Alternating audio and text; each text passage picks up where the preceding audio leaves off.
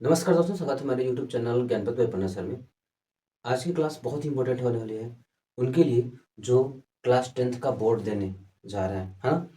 और as a knowledge के लिए भी आप इसे देख सकते हैं क्योंकि बहुत ही प्यारे क्वेश्चन है भारत में राष्ट्रवाद से संबंधित। तो किसी भी क्लास के बच्चे इसको देख सकते हैं। जो बोर्ड देने वाले हैं उनके लिए खास तौर से बहुत इंपॉर्टेंट है क्योंकि इस तरह के क्वेश्चंस आते हैं। तो कई बार ऐसा होता है कि इस तरह के क्वेश्चन हम स्किप कर देते हैं क्योंकि हमें टाइमिंग को लेकर के कन्फ्यूजन रहता है। तो आइए, टाइमिंग बेस्ड क्वेश्चन आज के होने वाले हैं।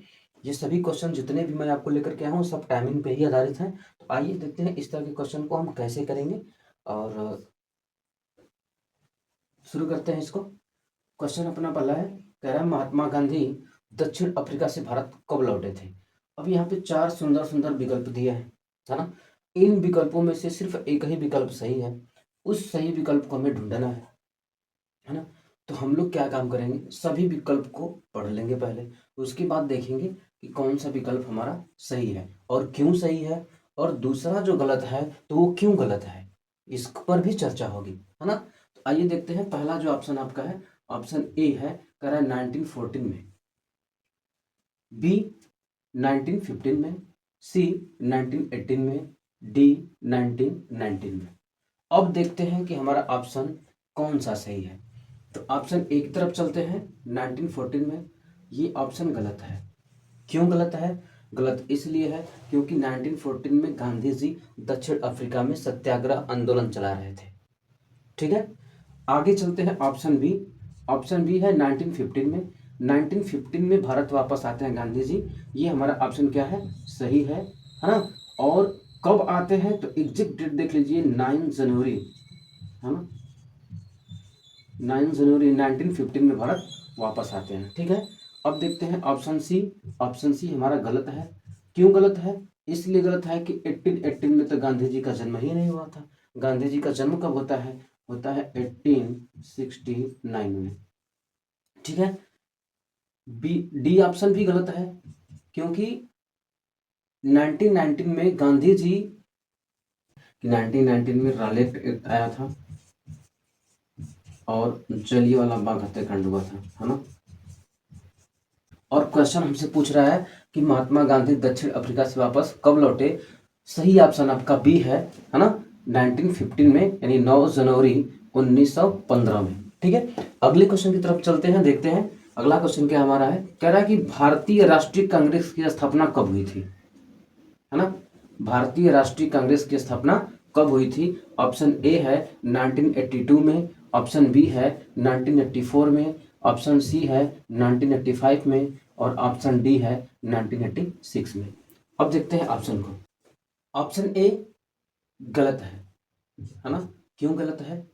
क्योंकि 1882 में राष्ट्रीय कांग्रेस की स्थापना नहीं हुई थी। ऑप्शन बी भी गलत है ना। सन 1884 है, यहाँ पर भी राष्ट्रीय कांग्रेस की स्थापना नहीं हुई थी। कांग्रेस की स्थापना होती है 26 दिसंबर 26 दिसंबर 1885 में। ठीक है, इस दिन इसकी स्थापना होती है 26 दिसंबर 1885 में, है ना। और पहली जो सभा हुई थी वो हुई थी कांग्रेस की बॉम्बे यानी मुंबई में। कई बार क्वेश्चन आपसे पूछ लेता है कि कांग्रेस की पहली जो सभा हुई थी वो कब हुई थी, तो आप बताएंगे 26 दिसंबर 1885 में। ठीक है, किसने की थी, यानी कांग्रेस की स्थापना किसने की थी? तो कांग्रेस की स्थापना की थी ए ओ ह्यूम, ए ओ ह्यूम ने, है ना। अगर ऐसा पूछेगा आपसे क्वेश्चन कि कांग्रेस की स्थापना किसने की थी, तो विकल्प में जरूर रहेगा ए ओ ह्यूम। हम यहाँ इंग्लिश में लिख दिए हैं, हिंदी में हो सकता है आपको दे दे, ये करेगा ऐसे ओ ए ह्यूम। आप समझदार हैं, दोनों को रिलेट कर लेंगे, है ना। डी ऑप्शन ये गलत है क्योंकि हमारा ऑप्शन सी जो था वो क्या हो गया था, सही हो गया था। लेकिन 1886 में क्या हुआ था, तो कांग्रेस की दूसरी बैठक हुई थी। कांग्रेस की दूसरी बैठक हुई थी कब? 1886 में। इतना डीपली नहीं पूछता, बशर्ते मैं बता दे रहा हूँ, अलग बात है ना। अगला क्वेश्चन देखता है। क्वेश्चन नंबर 3, क्वेश्चन नंबर 3 कह रहा है कि राष्ट्रीय नहीं संविधान, क्वेश्चन नंबर 3 है सविनय अवज्ञा आंदोलन कब चला गया था, है ना। देखिए सविनय अवज्ञा आंदोलन कब चला गया था।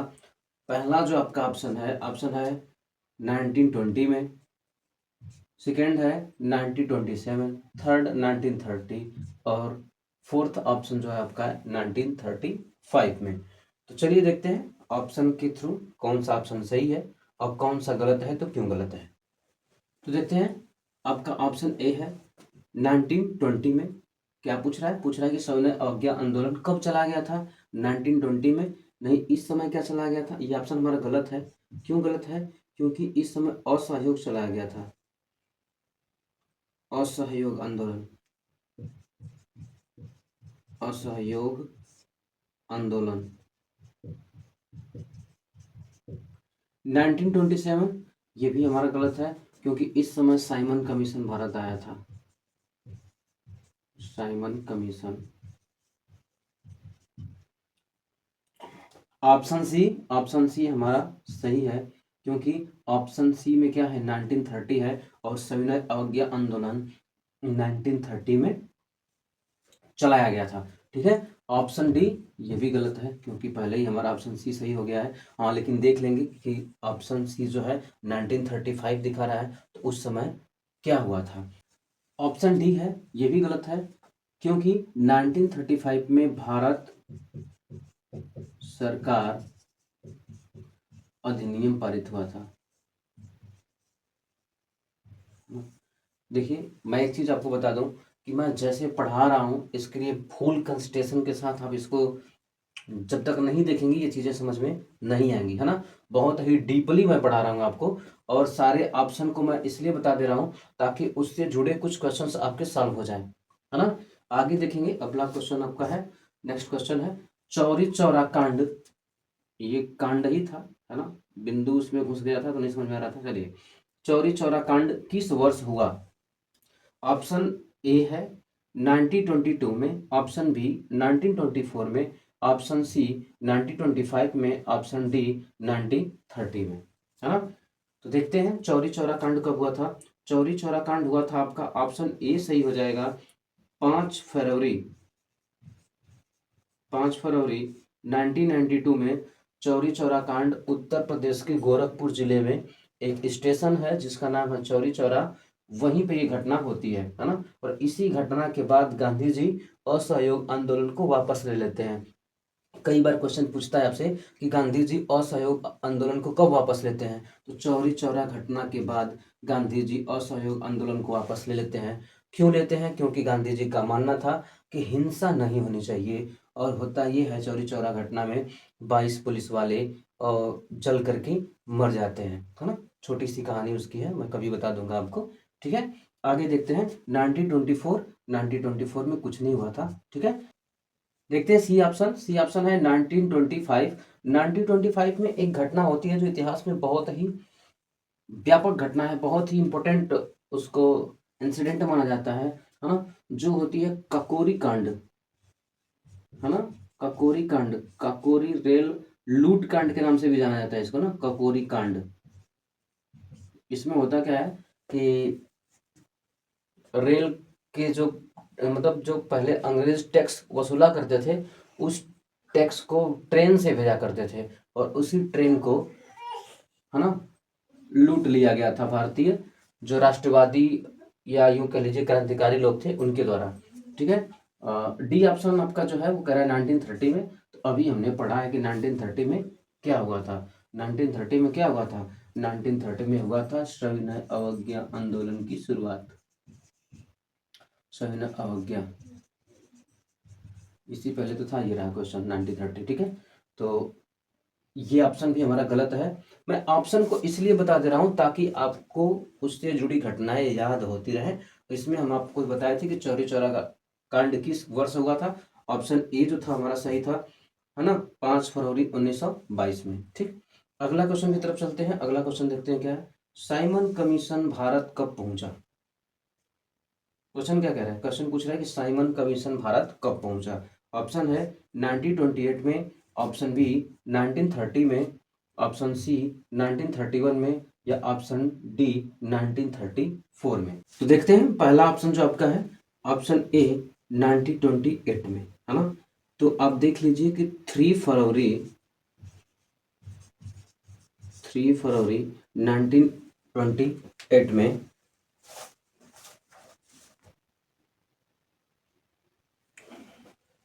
3 फरवरी 1928 में साइमन कमीशन भारत पहुंचा, है ना। कब पहुंचा?